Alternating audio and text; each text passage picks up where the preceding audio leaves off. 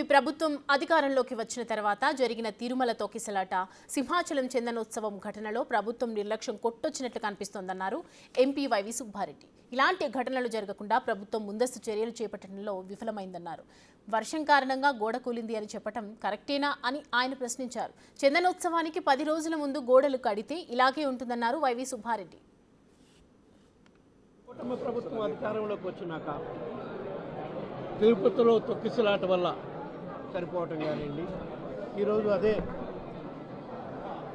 సింహాచల దేవస్థానం చందనోత్సవం సందర్భంగా ఈరోజు ఉదయం కూడా సుమారుగా 8 మంది చనిపోయారని తెలిసింది. ముందుగా చనిపోయిన కుటుంబాలకి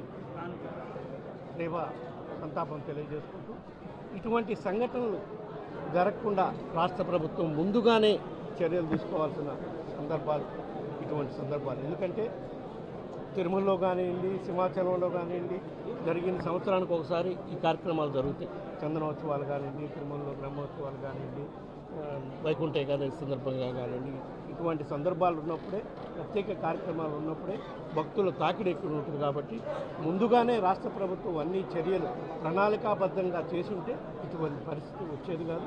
ఇది కేవలం రాష్ట్ర ప్రభుత్వం నిర్లక్ష్యం వల్లే ఈరోజు సింహాచలం దేవస్థానం పరిధిలో 8 మంది చనిపోయారంటే ఏది కేవలం వర్షం వల్ల గోడ కూలిందని చెప్తున్నారు.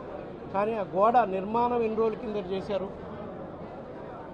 నిర్మాణం కేవలం 10 రోజుల కిందే గోడ నిర్మాణం చేయటం జరిగిందని చెప్తున్నారు. 10 రోజులు ఈ ఫలాని రోజు సింహాచల దేవస్థానం చంద్రోత్సవ కార్యక్రమం జరుగుతుందని తెలిసి 3 నెలల నుంచే ప్రణాళికాబద్ధంగా అన్ని కార్యక్రమాలు చేసుంటే ఈరోజు ఈ పరిస్థితి జరిగేది కాదు.